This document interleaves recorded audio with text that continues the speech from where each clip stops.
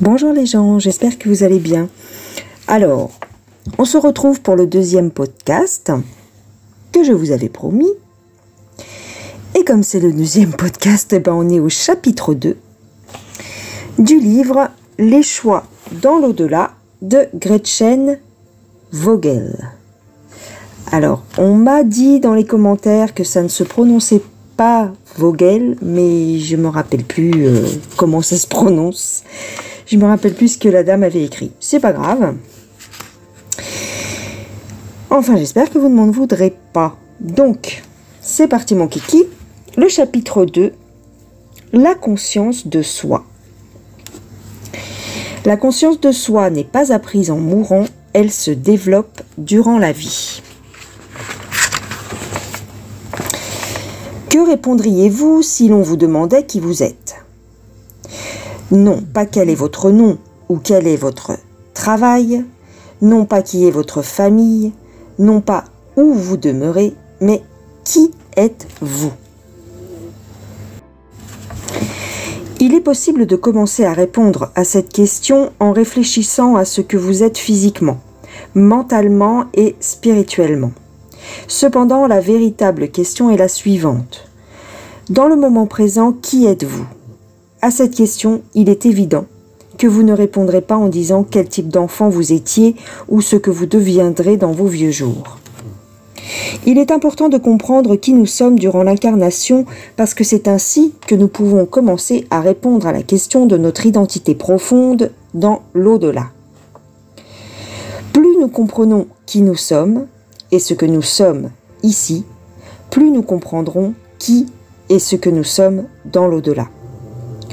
Le point de départ pour expliquer comment notre existence se poursuit dans l'au-delà se trouve dans la vie physique. La manière de nous définir ne devrait pas être une question si difficile. Comment pouvons-nous ignorer qui nous sommes durant notre incarnation ? Après tout, nous sommes avec nous-mêmes à longueur de journée. Mais nous pouvons aussi nous demander comment il est possible d'ignorer qui nous sommes dans l'au-delà. Tout simplement parce qu'après la mort, nous continuons d'être nous-mêmes. Sur la Terre, nous sommes l'amalgame d'un corps, d'un mental et d'un esprit. Voilà la première étape de la conscience de soi. L'autre étape de la conscience de soi est de comprendre que nous sommes toujours dans le moment présent. Même lorsque nous pensons au passé ou que nous planifions le futur, nous sommes toujours complètement dans un seul endroit, le présent. Alors actuellement, vous êtes un amalgame d'un corps, d'un mental et d'un esprit. Vous êtes dans le présent, en train de lire ce livre. Ce qui forme le soi ou ce qui le compose se transforme en cours de transition après la mort. Dans l'au-delà, la conscience de soi apporte la compréhension que nous sommes l'amalgame d'un mental et d'un esprit sans le corps physique. Le changement majeur qui se produit à la mort est évidemment l'abandon du corps physique. Cependant, après la mort, de nombreuses choses demeurent pareilles. Par exemple, notre personnalité ne change pas. Le fait que nous vivons le moment présent ne change pas non plus. Cette seconde étape de la conscience de soi qui nous amène à comprendre que nous ne pouvons exister que dans le moment présent est très importante dans l'au-delà. Parfois, les défunts ne savent pas qu'ils sont morts parce qu'ils ne se rendent pas compte qu'ils sont encore dans le présent. Certains défunts ont l'impression qu'ils rêvent qu'ils sont morts, particulièrement ceux qui meurent subitement. D'autres défunts ne perdent jamais conscience de leur être durant la mort. Ces défunts savent qu'ils sont morts parce qu'ils se souviennent de ce qui s'est passé au moment de leur mort, comme si cela venait juste de se produire. J'aimerais partager avec vous ma méditation avec Chris. Après sa mort, elle avait facilement conscience d'elle-même, même si elle m'a dit qu'elle n'était pas une personne très spirituelle dans la vie. Chris était la mère de 2 jeunes enfants et elle était une professeure de sciences. Elle continue de nous enseigner grâce à ces paroles qu'elle m'a transmises environ 1 an après sa mort dans un violent accident de voiture. Chris m'a dit ceci. Même si je suis morte, mon corps, la mémoire corporelle, me semble aussi réel que le corps l'est à votre point de vue. Je sais comment me déplacer. Je prends des marches sur la plage. À la maison, je me pelotonne dans ma chaise favorite. Je peux ressentir la beauté tout autour de moi. Contrairement à avant, j'ai le temps de regarder les choses, de voir comment les oiseaux mangent dans la mangeoire, chez elles. Ma vue n'est plus dépendante de l'éclairage. Par la force de ma volonté, je peux ajuster ma vision pour percevoir ce qui est devant moi.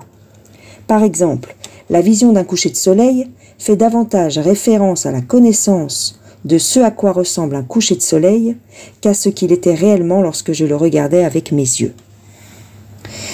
L'information parvient à mon mental d'une manière différente. Lorsque j'étais dans mon corps physique, la lumière qui émanait d'un objet ou d'une scène se reflétait à travers mes yeux, puis traversait mon nerf optique pour se rendre jusqu'à mon cerveau. Cela provoquait une réaction chimique qui venait ensuite me dire à quoi ressemblait ce que je voyais. Actuellement, j'obtiens encore la même information qui provient de ce que j'observe, mais l'information arrive directement de mon mental et non pas de mes yeux. Ma perception mentale est aussi précise que mes yeux pouvaient l'être. Toutefois, cette façon de voir les choses me touche beaucoup moins que la vue pouvait le faire.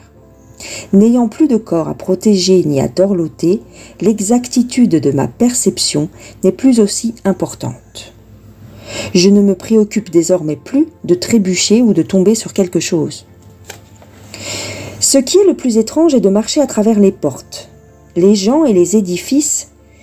Si tout était de l'air, la plupart du temps j'essaye de rester près de la terre. Mais le fait de marcher à travers les murs me fait sentir comme Superman. Lorsque mon mari, qui est toujours incarné, fait cuire du bacon, j'arrive à me remémorer cette odeur. Quand il brûle ou quand il commence à cuire, j'arrive à vivre cette expérience grâce à mes souvenirs. C'est comme s'il y avait un disque sensoriel dans mon corps. Je me sens comme si j'étais en train de sentir le bacon, même si je ne peux le sentir de la même manière que lorsque j'étais incarné. Je me souviens de l'arôme si précisément que j'ai l'impression que mon odorat est identique. Le seul sens que je ne semble plus avoir est le toucher. Lorsque je pense mettre ma main dans le feu ou dans la neige, je ne sens rien. Je trouve cela difficile de me convaincre que c'est chaud ou que c'est froid. Maintenant que je suis morte, parmi tous les sens, le toucher est celui qui me semble le moins réel.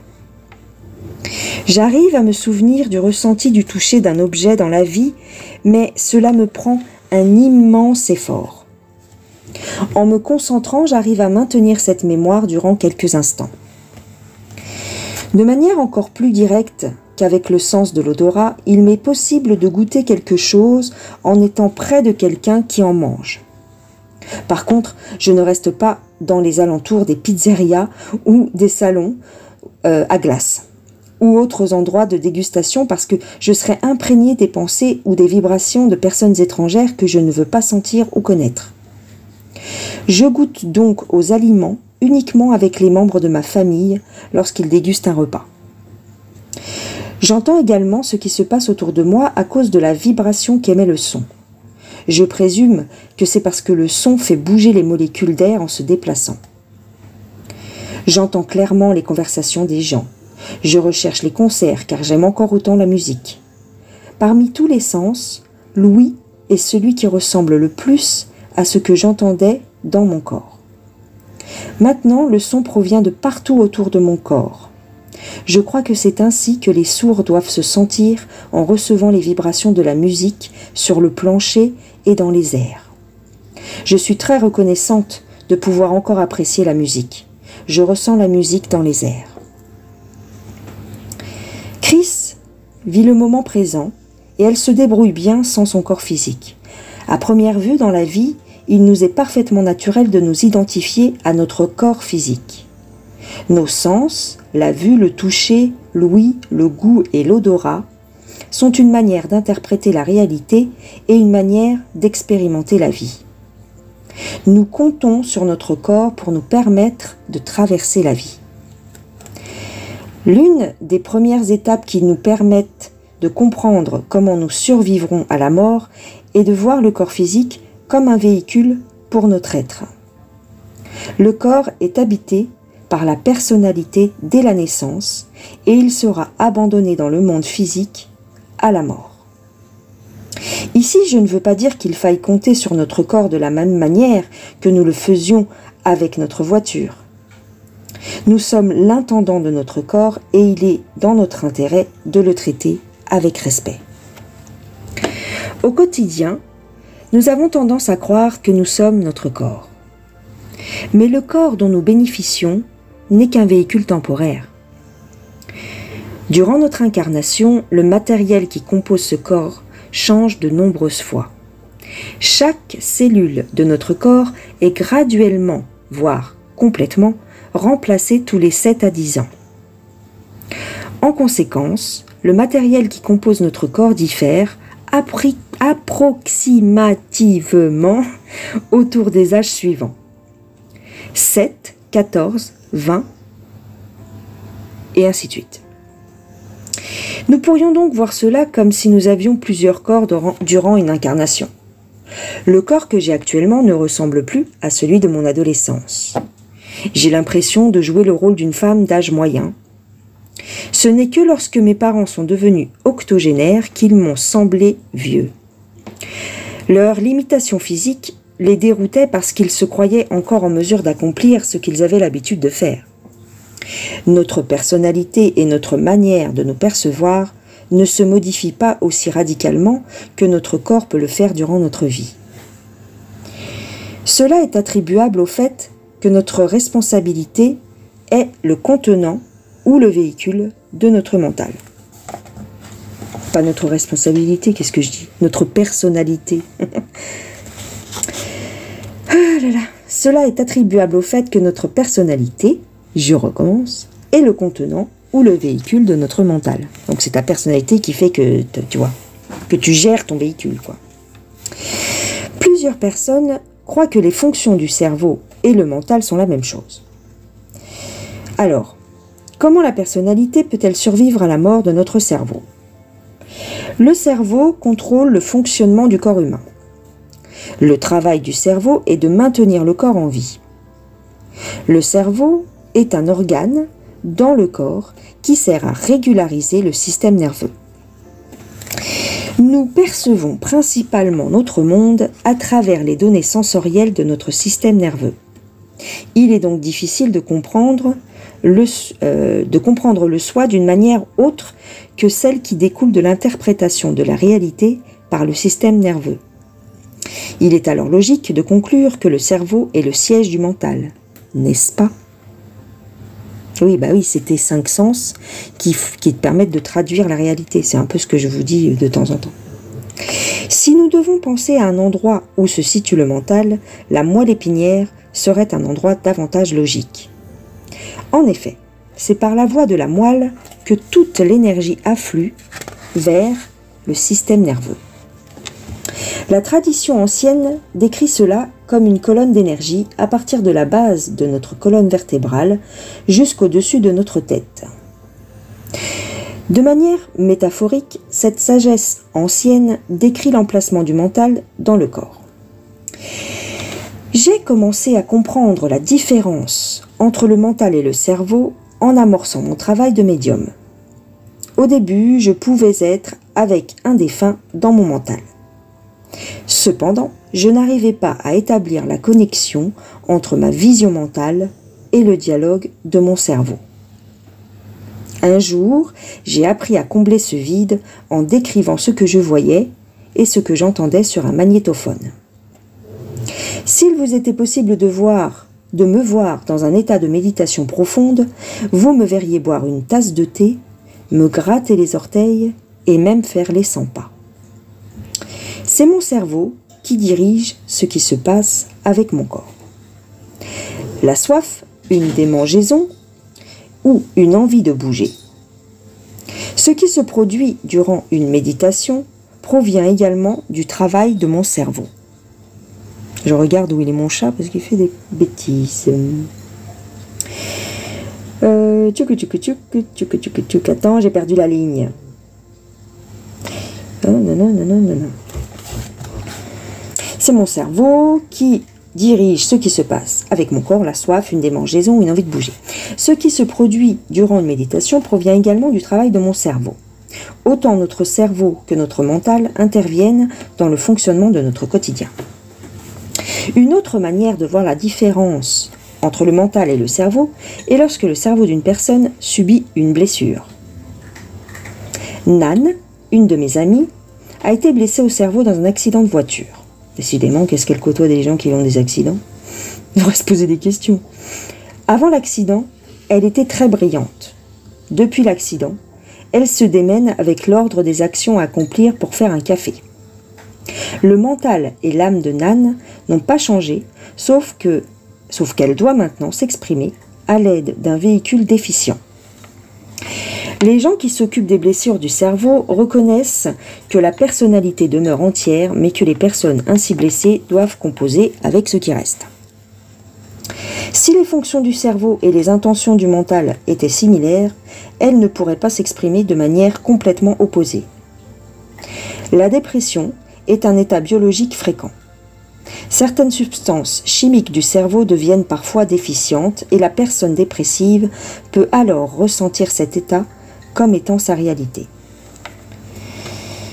Que de ramifications tragiques la chimie du cerveau peut avoir sur la personnalité ? Point d'exclamation. Il y a des personnes qui se suicident. Ah oui, on est au courant. Ces personnes perdent alors toute occasion d'apprendre et la poursuite de leur vie est ainsi détruite. Ah, t'as vu ?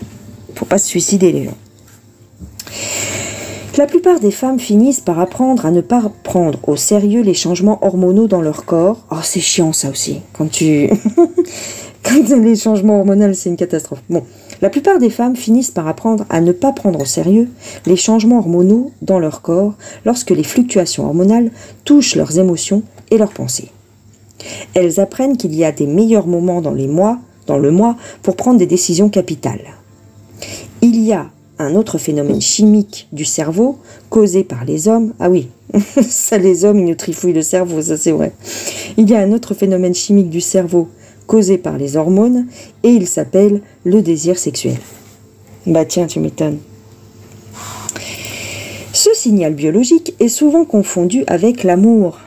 Mais l'amour inconditionnel provient du mental et il n'a rien à voir avec les hormones.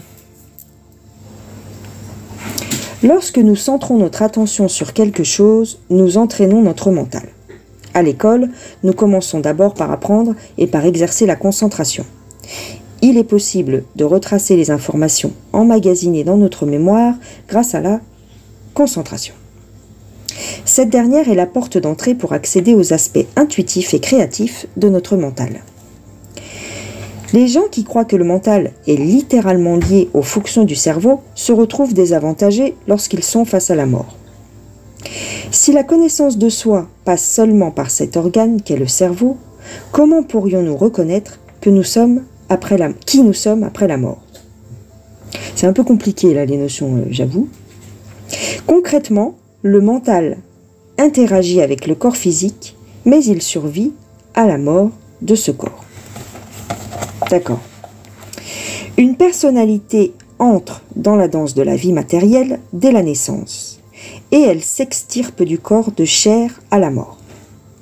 Qu'est-ce qu'il y a combien de fois elle répète le mot mort dans ce bouquin ? En plus, je lis ça dans le noir, alors je te dis pas. Je regarde toujours derrière moi s'il n'y a pas un truc. Le mental transporte notre identité qui définit notre personnalité unique. Le mental est le gardien de notre mémoire, du sens du soi et de notre créativité. Le mental peut court-circuiter le cerveau et il est principalement ce qui anime nos actions, ce qui nous permet de prendre des décisions. Tout ce que nous faisons durant notre incarnation est emmagasiné dans notre mental sous forme de mémoire. Tout ce qui est contenu dans le mental, notre personnalité, nos mémoires, nos connaissances, notre intuition, nos attitudes, nos croyances et notre créativité demeurent dans notre esprit, dans l'au-delà. Bah bordel. Ah oui, il n'y a rien qui est effacé en fait. Bon, je commente un petit peu, hein, parce que sinon c'est monotone. Cependant, au cœur même de notre être, nous sommes également une âme ou un esprit. La religion nous enseigne que la nature spirituelle de l'être humain n'est pas liée ou limitée au corps physique. Il est donc facile de comprendre que l'âme ou l'esprit poursuivent leur route au-delà de la mort. Cependant, selon ce courant de pensée, cela impliquerait que l'âme ou l'esprit n'englobe pas le mental. Cette idée est fausse, puisque le mental et l'esprit sont intrinsèquement liés tout au long de l'incarnation et dans l'au-delà. Attends, je m'étouffe. Tout ce qui existe, y compris nous-mêmes, provient d'une vaste et insondable énergie. Dieu ou la source, tout ce qui existe, faisait partie intégrante de Dieu ou de la source avant son existence. Je ne sais pas si j'ai bien ponctué, mais c'est pas grave. Chaque roche, chaque arbre, chaque insecte, chaque animal, chaque être humain, chaque planète et chaque galaxie porte inévitablement les composantes initiales de Dieu ou de la source qui fleurissent dans cette roche, dans cet arbre, dans cet insecte, dans cet animal, dans cet être humain, dans cette étoile, ou dans cette planète. T'as compris. Cette composante distillée de Dieu témoigne que nous sommes tous identiques. Le concept du tous identique est si difficile à saisir pour nous. Oui, c'est vrai. C'est un peu comme observer une énergie totalement différente qui apparaîtrait derrière quelque chose que nous sommes en train de regarder. Imaginons une scène où se trouve un immeuble, des lignes électriques longeant un trottoir, des gens promenant leurs animaux, des arbres et des buissons, mais que pour un instant, tout ceci ne soit pas fait de substances physiques, mais de lumière iridescente, prenant la forme des objets physiques qui se meuvent dans le temps. Ainsi, il est possible d'avoir un aperçu de ce concept essentiel du « tous pareil ». J'ai rien compris. Hein. Je vous lis des trucs, des fois je comprends pas parce qu'elle fait des phrases vachement alambiquées. Prochain bouquin, il sera plus simple à lire. Hein.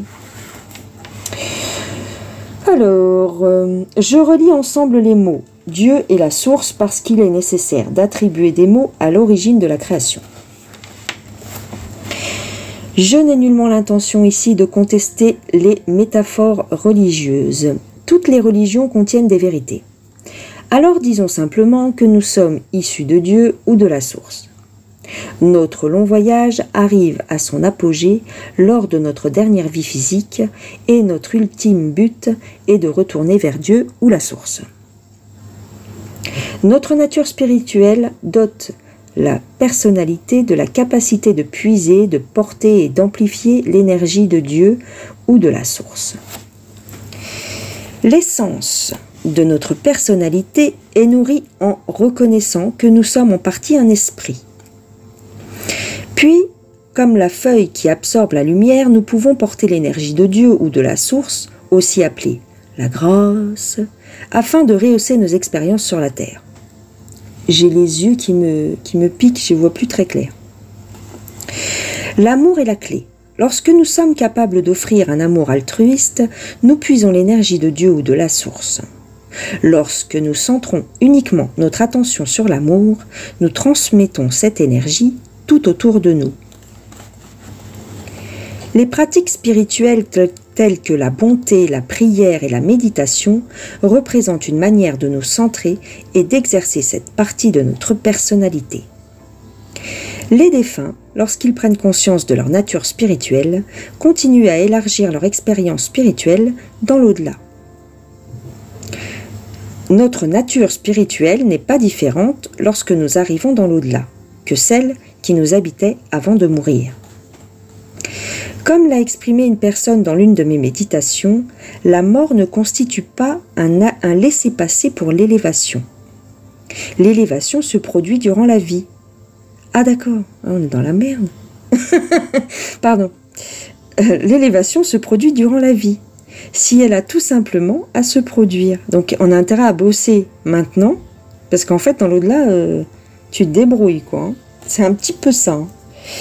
Les personnes qui sont attentionnées, remplies de lumière et pieuses dans la vie, demeurent dévoués et attentionnés en amorçant leur parcours dans l'au-delà.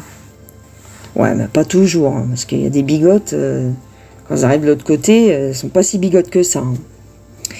Ainsi donc, j'ai observé des similarités entre la façon dont les défunts racontent la composition de leur réalité après la mort et la manière dont nous considérons notre réalité dans la vie. Plusieurs défunts ne s'interrogent pas sur le fait qu'ils se sentent exactement comme s'ils étaient dans un corps. Ils ne s'interrogent pas à propos de leur capacité de penser, de se souvenir et de communiquer, même s'ils n'ont désormais plus de cerveau. Plusieurs défunts avec qui j'ai communiqué me disent qu'ils prient encore. La plupart d'entre nous ne s'interrogent pas à propos du sens du corps physique. Nous ne le considérons pas comme un outil d'apprentissage ou comme le véhicule de notre personnalité. Nous nous contentons de l'habiter. Oui, il y en a, de toute façon, il y en a, ils ont conscience de rien en même temps. Bien souvent, ce n'est qu'à l'approche de la mort que les gens réfléchissent à leur nature essentielle. Tu m'étonnes parce qu'ils flippent en fait. Alors, on arrive au chapitre 3. Alors, attendez, je suis à combien de temps? Je sais même pas. Tac. Donc, j'ai vérifié le temps. On est à 26 minutes. Je vais essayer de vous lire le chapitre 3. Mais c'est pas sûr que j'arrive au bout. Alors, l'arrivée de la mort. La mort représente un tel mystère que la plupart des gens osent entreprendre le voyage de la conscience de soi seulement lorsqu'ils font face à l'inéluctable réalité de leur mort. Alors, il y a plus d'une décennie que j'ai amorcé ce livre, alternant entre des périodes d'écriture et des temps de pause. Au moment où il a réellement commencé à prendre forme, plusieurs personnes m'ont demandé à quel public cible il allait s'adresser. Cette question m'amuse beaucoup car chaque personne qui mourra un jour est un client potentiel pour ce livre. Parmi nous, il y a sans doute des personnes qui ne planifient pas de mourir. Oui, c'est clair. Elles n'ont donc pas besoin de savoir comment cela se passe dans l'au-delà. Quant aux autres, elles peuvent être légèrement préparées pour la transition de leur mort et ainsi, elles la craindront moins au fur et à mesure où elles en approcheront. Une manière de nous préparer à la mort est de devenir conscient de notre être ou d'œuvrer à la conscience de soi durant notre vie.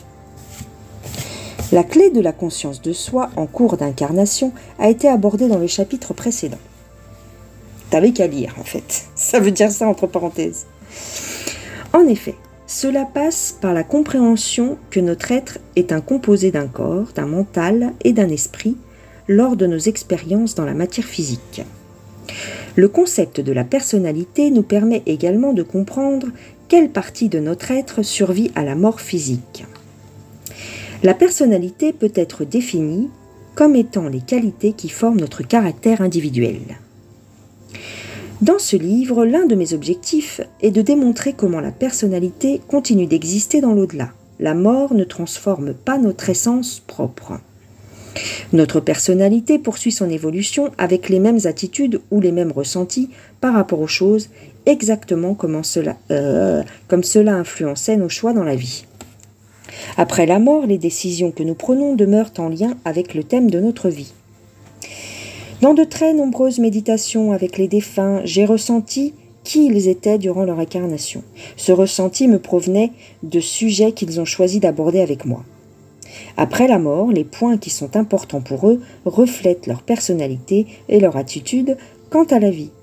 Leur conception de la vie se retrouve également dans les choix qu'ils ont à faire après la mort.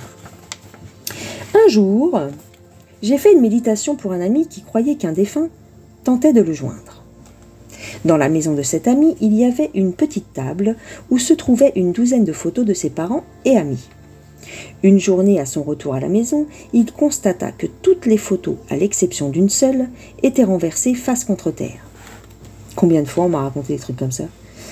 Il a cru qu'il pouvait s'agir de l'œuvre de son chat. Toutefois, le lendemain matin, une chandelle posée sur un support mural inaccessible au chat était complètement tombée à la renverse.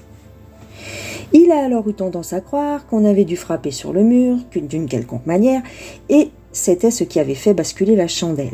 Or, Alors, ce même soir, en rentrant du travail, la bougie n'était plus dans son support mural et elle se trouvait sur une étagère ouverte du buffet, située tout près de là. Environ une semaine plus tard, j'ai été invitée à une fête qui se donnait chez cet ami et c'est à ce moment qu'il m'a dit qu'il avait quelque chose à me demander. Avant que l'occasion de nous parler seul à seul se présente, j'ai senti une énergie indescriptible en provenance d'une photographie de sa belle-mère posée sur la petite table juste à côté de moi. J'ai appris ultérieurement que cette photo était la seule que le chat n'avait pas renversée. Il me parut alors assez évident de savoir qui tentait de joindre mon ami. Quelques jours après la fête, dans ma méditation, je suis entrée en communication avec cette dame. Cathy était si proche de moi, si centrée sur moi, qu'elle était prête à me parler dès le moment où mon mental fut ouvert à la communication. Je lui ai demandé de créer un endroit où nous pourrions nous asseoir pour discuter. Elle a visualisé une pièce et je me suis assise mentalement sur un divan. Cathy a choisi l'une des bergères qui se trouvait devant la cheminée décorative. Dans ce décor, on pouvait aussi voir une table à café où étaient posés un cendrier et un vase contenant des chrysanthèmes jaunes. Je n'avais pas l'impression que Cathy était la seule à fumer à la maison. Cela faisait environ 1 mois qu'elle était décédée d'un cancer du cerveau lorsque cette méditation a eu lieu. Je constatais qu'il était à la fois bon de la rencontrer à ce moment-là et à la fois dommage de ne pas l'avoir connue durant son incarnation, et je lui en ai fait part. Je lui ai également mentionné que je ressentais sa présence depuis plusieurs jours. Enfin, je lui ai dit que si je faisais une mauvaise interprétation de ses mots, elle pourrait essayer de visualiser ce qu'elle tentait de me faire comprendre. La première chose qu'elle m'a dite a été ceci. « Je suis désolée d'avoir abandonné tout le monde. » Elle voulait dire sa famille. « Je désire que chacun d'entre vous sache que partir fut la chose la plus difficile que j'ai eu à vivre dans ma vie. Le niveau de séparation qui nous distance est très difficile à vivre. J'emploie le mot niveau parce que je suis encore très proche de vous et je resterai toujours très proche de vous. Ensuite, nous avons parlé du cancer et de sa manière d'envisager sa mort inévitable. Elle m'a raconté qu'en dernier, elle a décidé de mourir. Elle me semblait débordante d'énergie et très concentrée. Alors je lui ai demandé ce qui s'était passé avec la photo et la chandelle. J'ignorais quelle relation Cathy et son gendre avaient développée. Ainsi, lorsqu'elle s'est adressée à son gendre par mon intermédiaire, je n'étais pas certaine de bien saisir ce qu'elle voulait dire par cette question. « As-tu aimé mon tour ?» Cela me semblait plutôt bien. Je sais que j'ai promis de ne pas te hanter, mais c'était seulement pour attirer ton attention. J'ai alors compris qu'entre eux, la relation était amusante et drôle. Puis elle a poursuivi en disant « Je ne sais pas si tu apprécieras mon sens de l'humour dans la vie, si tu appréciais mon sens de l'humour dans la vie, mais c'est ainsi que j'aimais être avec toi. Et bien sûr, je le faisais avec tant d'affection. La taquinerie était ma manière de t'exprimer mon affection. J'ai toujours cru qu'il devait être amusant de hanter quelqu'un après la mort. J'essaie de ne pas te déranger ou de faire exprès pour te contrarier. C'est moi qui ai le dernier éclat de rire. C'est moi qui ai le dernier mot. » Nous avons toutes deux éclaté de rire. Pour elle, c'était fort amusant de déplacer les photos et la chandelle. Elle a continué ainsi. « C'est une manière de te dire « je te l'avais bien dit » et tu ne peux plus rien ajouter. Et en plus, tu peux plus rien faire en retour. Ainsi, j'ai toujours le dernier mot, la dernière blague et le point final. Voilà donc l'explication à tout cela. Ensuite, Cathy m'a partagé bien d'autres informations à propos de chacun des membres de sa famille. Cette blague qu'elle a faite à son gendre illustre bien que la mort n'a absolument pas transformé l'amusante et attachante personnalité de Cathy. Dans la vie, lorsque nous nous attardons aux aspects cohérents de notre personnalité, même par inadvertance, cela représente une préparation à la mort. Les impressions que nous avons au sujet de notre personnalité nous permettent généralement d'avoir une vue d'ensemble à propos des choix effectués dans notre vie. Notre personnalité est le reflet des caractéristiques qui ont guidé nos choix et nos décisions, qui révèlent notre personnalité. Alors, je trouve qu'elle se répète beaucoup, la dame qui a écrit ce bouquin, elle utilise beaucoup les mots à répétition. Les choix représentent la manière d'exprimer notre personnalité. Qu'un choix soit bon, mauvais ou neutre, il constitue toujours une action découlant de la volonté. Même le choix de ne pas agir est le reflet de notre personnalité. Lorsque nous effectuons un choix, quels sont les critères sur lesquels nous nous basons constamment? Point d'interrogation. Quelles sont les valeurs qui nous servent à faire un choix d'une manière unique à nous? Point d'interrogation. Quelle peur ou quelle impuissance sommes-nous en train d'exprimer en exprimant un choix? En réfléchissant aux attitudes cohérentes qui nous servent dans l'élaboration de nos choix, nous commençons à comprendre notre personnalité. La manière dont nos amis et notre famille nous perçoivent ne définit pas nécessairement notre personnalité. Cette dernière n'est pas non plus définie par les enfants à qui nous avons consacré notre vie. Nos enfants possèdent leur propre chemin. Le fait de revoir notre vie et de réfléchir aux points communs entre les divers choix que nous y avons effectués permet d'avoir un certain angle de compréhension de notre personnalité. Une évaluation honnête de nos traits de caractère, de nos forces et une attitude de pardon quant à nos faiblesses nous conduira à la connaissance de notre personnalité. Tu vois, elle répète encore personnalité. C'est bizarre. Mais bizarre, hein?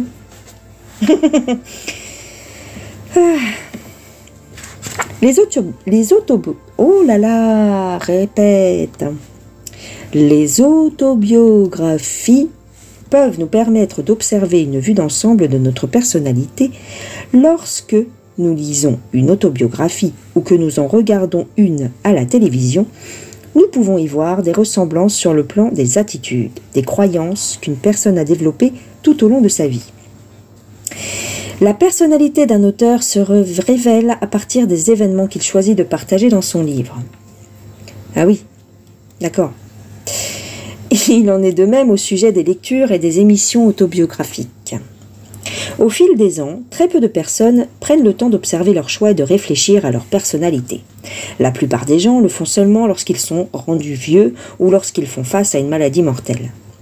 Ma grand-mère maternelle conservait toutes les cartes et les lettres qui lui étaient envoyées. Durant les dernières années de sa vie, elle les a lues et relues. Je crois que cela lui a permis de faire un travail de conscience de soi avant de mourir. Oui, ça c'est fréquent, ça, j'ai déjà remarqué ça chez les gens. Les albums de photos ou les journaux intimes peuvent également devenir un outil pour nous aider à développer la connaissance de notre personnalité. Les personnes âgées ou en fin de vie désirent souvent partager des souvenirs de leur vie avec les personnes qui prennent soin d'elles. Cela représente également un travail de conscience de soi qui leur permet de prendre connaissance de la personnalité qu'elles ont développée durant leur vie. De nombreux défunts me disent qu'au moment de leur mort, ou juste avant celle-ci, leur vie a défilé sous leurs yeux. Cette revue est particulièrement importante pour ceux qui décèdent d'une mort subite. La revue de la vie se produit instantanément lors d'une mort accidentelle. Le sens de soi, la personnalité, est nécessaire pour que l'individualité puisse être transportée et focalisée au-delà du passage de la mort. La compréhension de la continuité de la personnalité après la mort représente une préparation non négligeable à la mort, même si celle-ci se produit dans un éclair. Il y a quelques années, Mara, une précieuse amie, m'a rendu visite à la maison. Elle était bouleversée parce que sa grand-mère, qui était dans un coma, était hospitalisée loin de chez elle et qu'il ne lui était pas possible de s'y rendre pour lui faire ses adieux. Elle souhaitait que j'organise une conversation avec sa grand-mère. Cela me semblait impossible, mais sa détresse m'a forcé à transgresser mon scepticisme et j'ai alors tenté l'expérience pour voir si j'y arrivais. J'ai alors suggéré que nous fassions une prière pour sa grand-mère, espérant ainsi que cela créerait un point d'énergie entre elles. Dès que notre intention fut exprimée dans la prière, sa grand-mère est venue nous rejoindre hors de son corps dans la pièce où nous étions. J'étais capable de la voir et de l'entendre très clairement. J'étais tellement certaine qu'aucune conversation ne pouvait ainsi s'établir que je n'ai pas apporté mon magnétophone dans la pièce. Inutile de vous dire à quel point Mara et moi l'avons regretté. J'ai été la messagère d'une longue conversation entre Mara et sa grand-mère. Il y a une phrase que sa grand-mère a prononcée qui est restée gravée dans ma mémoire. Elle a dit que l'arrivée de la mort est un peu comme empaqueter sa vie dans des boîtes en carton pour ensuite ficeler les couvercles avec du ruban collant, tout en sachant que jamais plus personne ne les ouvrira. Non, mais quelle manière de décrire une revue de vie. Mara m'a téléphoné quelques mois plus tard pour me dire qu'elle avait placé une chaise berçante près du four à bois dans la cuisine, où elle y a déposé une couverture que sa grand-mère avait elle-même crochetée. La grand-mère de Mara est décédée sans avoir pu recouvrer sa conscience quelque temps après ma rencontre avec Mara. Celle-ci m'a raconté qu'avant et après la mort de sa grand-mère, elle a souvent ressenti sa présence sur cette chaise berçante.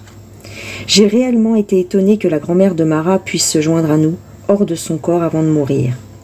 Par cela, la grand-mère de Mara nous a enseigné une possibilité importante dont disposent les gens en fin de vie.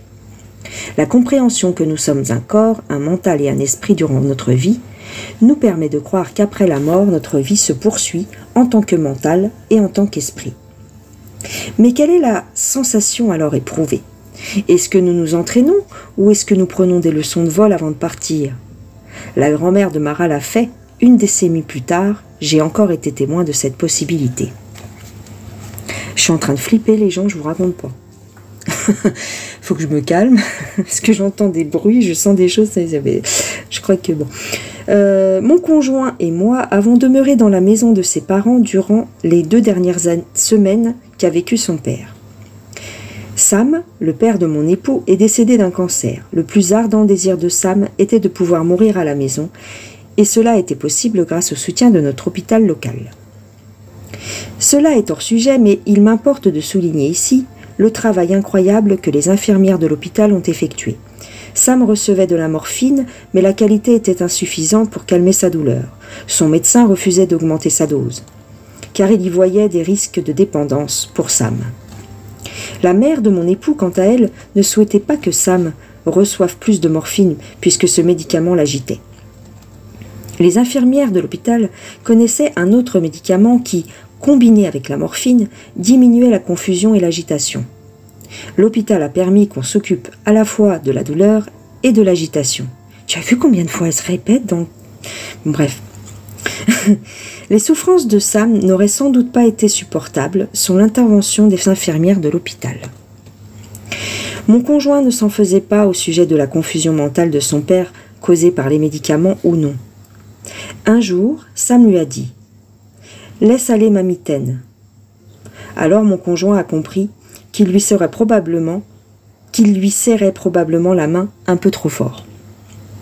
À un autre moment, Sam semblait parler avec une personne qui était déjà décédée et qui était connue comme étant Georges le Poulet. Il a alors demandé à ce qu'on le sorte de son lit pour l'amener dans le salon, puisque Georges était là pour lui rendre visite. Nous l'avons donc amené au salon pour lui montrer que Georges n'y était pas. Sam avait acheté la terre sur laquelle était située la maison de Georges. Cette terre était une partie de la ferme d'élevage de poulets qui avait appartenu à Georges. Sam et Georges se sont fréquentés jusqu'à la mort de Georges. Personnellement, je crois qu'il est réellement possible pour la personne en fin de vie de ressentir les défunts autour d'elle. Après tout, je communique avec les défunts et je prends pas de morphine. À une autre occasion, Sam était en train de parler à un homme nommé Jack. Sam se voyait dans la guerre civile alors qu'il était blessé grièvement. Il suppliait Jack de l'abattre pour lui permettre d'en finir avec ses souffrances. Mon conjoint n'a pas tenté d'argumenter avec son père là-dessus. Peut-être Sam avait-il lu une telle histoire dans un livre et cela était resté imprégné en lui. Peut-être s'agissait-il d'une vie passée où un dénommé Jack l'avait réellement délivré de ses souffrances. Durant des jours, Sam a prié mon conjoint de l'abattre. Chaque fois, mon conjoint lui expliquait que cela serait illégal. Sam a finalement abandonné l'idée que mon conjoint pouvait être une source potentielle de soulagement en disant « Tu ne m'as pas aidé un brin ». Peu importe les circonstances, ce sont là des mots bien difficiles à entendre dans la bouche d'un père. Plus les jours de Sam étaient comptés, plus je réalisais l'ampleur du cadeau qui nous était offert en étant avec lui pour l'accompagner vers la mort. Mon conjoint avait toujours été proche de son père.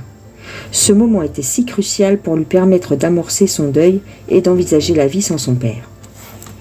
Environ 10 jours avant de mourir, Sam a dit à mon conjoint « Je ne sais pas ce qui va se passer pour moi lorsque je mourrai, mais je pense que toi tu le sais. » Mon conjoint lui a répondu « Oui, je sais, papa, et tout va bien aller pour toi. » La certitude de mon mari quant à la transition de son père venait d'être exprimée. Quelques jours avant la mort de Sam, ce dernier a dit à mon conjoint qu'il avait vu un sentier. Mon conjoint lui a demandé où menait ce sentier et Sam lui a répondu qu'il conduisait à une porte. Mais il n'arrivait pas à ouvrir cette porte malgré tous les efforts qu'il avait déployés. Je crois que c'est à ce moment que Sam a commencé les voyages hors de son corps, ou à tout le moins qu'il a commencé à se rappeler de le faire. Quelques nuits plus tard, mon conjoint a dit qu'il a cru que son père se tenait debout à côté du divan où il dormait. Lorsqu'il s'est levé pour aider Sam à retourner au lit, il a réalisé que le corps de son père était toujours dans son lit. Sam était effectivement sorti de son corps et mon conjoint était suffisamment sensible à l'énergie pour le voir. La nuit suivante, il a entendu son père l'appeler, il s'est levé et il l'a rencontré dans le vestibule. Son père était tout éclairé, comme s'il avait un projecteur sur lui. Ils se sont regardés durant un long moment, sans dire un mot. Mon conjoint ne se rappelle pas être retourné sur le divan ensuite. Il croit que lui et son père étaient tous deux hors de leur corps et ils se sont retrouvés quelque part dans un état de rêve. Sam a ensuite plongé dans le coma et il est décédé le lendemain. Mon conjoint et moi étions certains que Sam avait alors pu ouvrir la porte qui se trouvait au bout du sentier. J'ai parlé avec Sam quelques mois après sa mort. Plus loin, dans un autre chapitre, nous verrons sa perception des événements alors qu'il était à ses derniers moments de vie. Grâce à Sam et à la grand-mère de Mara, nous pouvons observer que les mourants ont l'occasion de s'exercer à sortir du corps dans les rêves et lorsqu'ils sont dans le coma. Avant leur mort, la grand-mère de Mara et Sam ont pu ainsi découvrir une nouvelle perception d'eux-mêmes au-delà des limites et des contraintes de leur corps physique. Ils ont exploré la mort et y ont pratiquement préparé la réalité de cette mort afin qu'elle devienne familière pour eux. Je n'ai aucun doute que cette volonté d'explorer était liée d'une certaine manière à leur confiance face à la mort. Alors que les sorties hors du corps représentent une façon de se préparer à la réalité qui vient après la mort, elles sont pourtant vécues pour la majorité d'entre nous lorsque nous sommes endormis. Nous ne nous souvenons pas nécessairement consciemment que nous le faisons. Ici, il ne faut pas conclure que je préconise l'expérimentation des sorties de corps conscientes comme une manière de préparer la mort. Cela peut représenter une tentative risquée, particulièrement lorsqu'il y a prise de médicaments qui altèrent les fonctions du mental. Dans notre entourage, nous connaissons tous quelqu'un qui a reçu l'avis d'un médecin disant que ses jours étaient comptés. Il est alors aisé d'observer des changements dans le comportement de ces personnes, qui pleurent leur vie et qui se préparent à mourir. Puisque les activités physiques deviennent plus difficiles pour les personnes en fin de vie, la manière d'exprimer ce qu'elles sont passe inévitablement par l'aspect mental et l'aspect spirituel. Grâce à la revue de vie, les personnes en phase terminale peuvent également connaître un renouvellement spirituel. Si elles pratiquent une religion, elles peuvent passer plus de temps à lire leur Bible ou d'autres publications religieuses. Ma mère l'a certainement fait. Elle a toujours été une personne très pieuse, et particulièrement dans les dernières années de sa vie, où elle a passé beaucoup de temps à prier. Vers la fin de sa vie, il semblait émaner d'elle des rayons dorés avec son amour de Dieu. Les personnes en fin de vie peuvent avoir tendance à retomber en enfance parce que durant cette période, nous sommes tous naturellement plus spirituels. Quelquefois, le simple plaisir de sentir une brise chaude de la fenêtre, d'entendre le chant d'un oiseau ou de voir la beauté d'un coucher de soleil peut susciter un grand respect et de l'admiration. La gentillesse d'un soignant peut également aider la personne en fin de vie à renouer avec la spiritualité. Une visite du clergé ou d'un membre d'une église peut renforcer la conscience de Dieu ou de la source en soutenant une orientation spirituelle. Parfois, le changement dans la personnalité d'un individu en fin de vie est troublant. Certaines personnes se retirent du monde pour se préparer à la mort. D'autres deviennent radicalement honnêtes. Certaines personnes expriment des émotions qu'elles n'ont jamais démontrées dans leur jeunesse. En sachant que ce procédé fait partie de la préparation à la mort, nous pouvons offrir patience et gentillesse. Nous pouvons également leur exprimer notre acceptation de cette transition.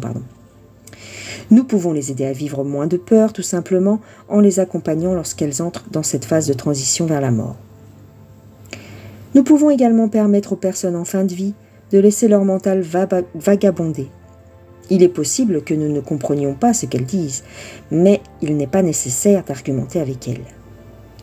Les explorations mentales des personnes âgées semblent parfois déconnectées de la formation de la conscience de soi dont elles auront besoin pour focaliser leur attention à travers la transition de la mort.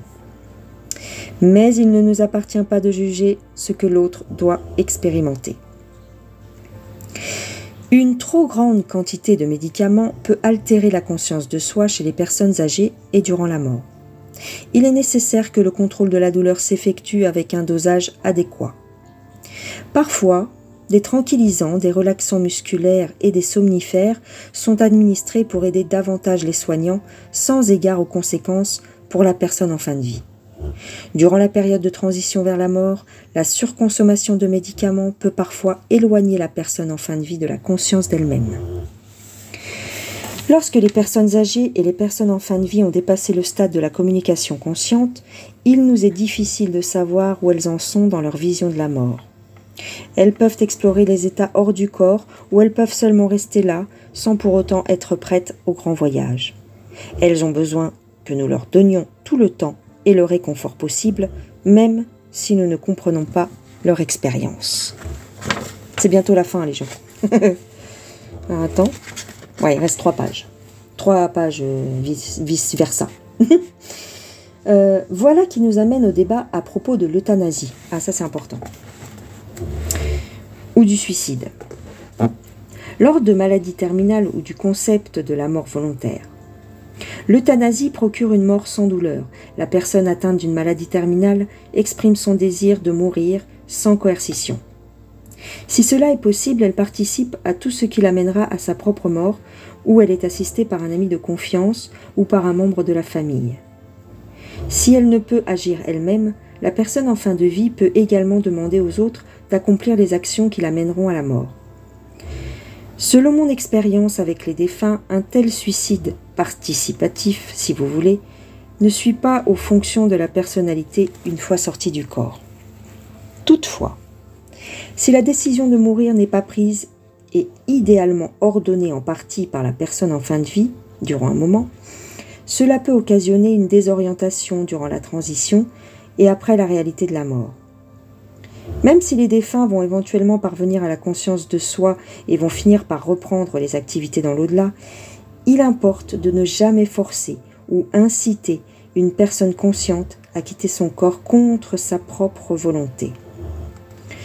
Cela dit, je ressens aussi le besoin de dire que les gens ne devraient être contraints de rester dans leur corps durant des années, des décennies, même s'il leur est impossible de reprendre conscience.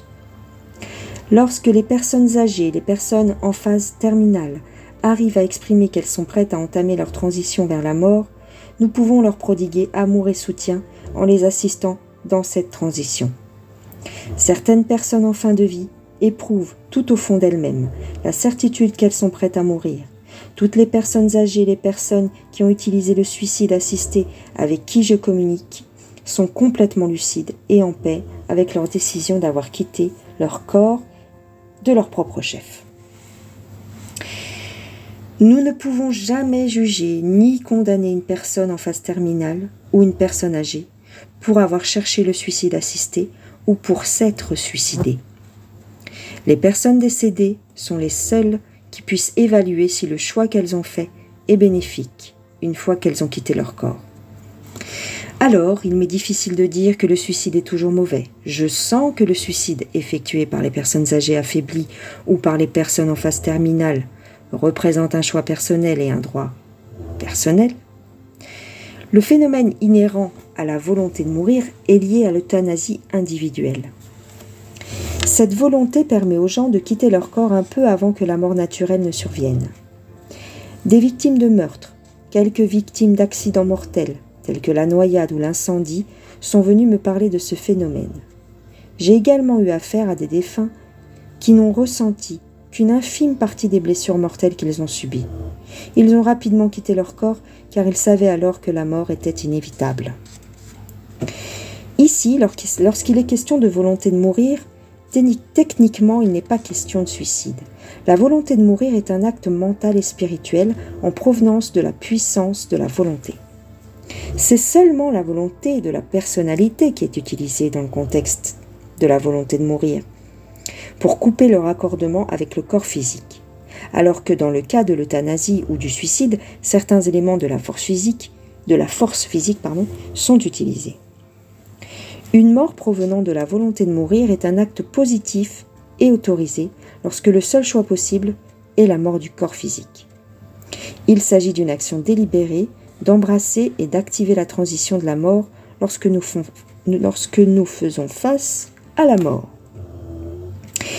Nous avons tous observé des situations où dans un couple âgé, l'homme décède, puis en quelques jours, l'épouse meurt d'une cause naturelle ou inconnue. L'épouse a certainement ordonné sa mort par un acte de volonté. Récemment, j'ai lu la nécrologie d'un auteur de la région qui avait été chez le médecin une semaine avant sa mort parce qu'il ne se sentait pas bien. Il a alors appris qu'il avait un cancer et que sa vie était décomptée. Qu'il suive ou non un traitement contre le cancer. La cause de sa mort indiquée dans la rubrique était une crise cardiaque. C'est très probable que cela soit l'expression de la volonté de mourir. Ah oui, en fait, ouais, d'accord. Une femme décédée à qui j'ai parlé m'a dit qu'elle avait fait une crise cardiaque dans un petit hôpital et qu'elle a dû être transportée dans un autre hôpital pour être soignée. Elle m'a dit qu'en route, elle a souhaité mourir. Elle ne voulait pas recevoir de traitement ou demeurer invalide dans un hôpital. Pour les gens qui sont consciemment préparés à la mort, la volonté de mourir peut être un choix. Peu importe ce qui cause la mort. Cette possibilité immédiate permet aux gens d'atteindre un degré de conscience de soi. Alors, leur peur de la mort diminue probablement à cause de leur croyance que leur existence va se poursuivre dans l'au-delà. Je connais une dame qui a fait ses arrangements funéraires préalables. Je flippe. Oh, c'est les chiens.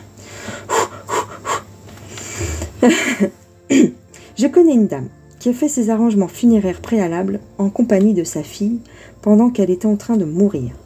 Après quoi, elle a écrit sa propre nécrologie et elle a dit à sa fille que la seule chose qui lui restait à inscrire, c'était la date. Cependant, la mère avait choisi une date et elle avait déterminé que sa mort aurait lieu une semaine après la conversation avec sa fille. Elle est morte à la date choisie. Un jour, une voisine m'a raconté que sa grand-mère, qui était en fin de vie, était dans le coma depuis des semaines. Une bonne journée, sa grand-mère s'est réveillée et a gaiement dit « Bien, c'est là que je vais. » Et elle est morte. Se loin d'apprendre... Je rigole, mais c'est pas drôle. Pourquoi je rigole? Parce que, ouais, bref. Cela doit prendre une énorme force de la volonté pour abandonner ou quitter le corps sans qu'une cause physique ait atteint son point culminant. Sans aucun doute, la centration mentale que requiert ce choix active et soutient la personnalité à travers la transition de la mort. J'admire ces personnes, point. Calme-toi, Véro. C'est parce que j'ai hâte d'arriver à la fin, je suis fatiguée. Lorsque nous ne sommes pas effrayés par la transition de la mort, lorsque nous comprenons que notre personnalité poursuivra sa route grâce à notre mental et à notre esprit, il est possible de faire de la mort physique l'acte créatif de notre vie. Point final. Ouf, c'était dur, hein? Alors voilà, j'ai fini. Alors, et en plus, tu devineras jamais, pendant que je te lisais ça, eh ben, figure-toi que sur C8, Il y a le truc là, tu sais, j'ai même pas fait gaffe, enfin j'ai même pas fait exprès. Il y a Voyage au bout de la nuit où t'as un gars qui raconte, qui lit un bouquin. Mais alors là, c'est Alexandre Dumas, patati patata, tu vois, ça n'a rien à voir. Voilà les gens. Bon, je vais vous laisser. J'en termine là. Le prochain podcast que je vous ferai, ce sera avec un autre livre. D'accord? On a terminé celui-là. Ça vous donne une petite idée de ce que contient ce bouquin. Vous pouvez vous procurer, je pense qu'il existe toujours. Vous tapez sur Internet Les choix dans l'au-delà de Gretchen Vogel. Et pas Vogel. Apparemment, ça veut dire colibri, je crois, ou petit oiseau. Donc c'est un joli nom. Je vous embrasse bien fort, passez une excellente journée ou une excellente nuit. Et puis je vous dis à plus tard. Bye bye les gens.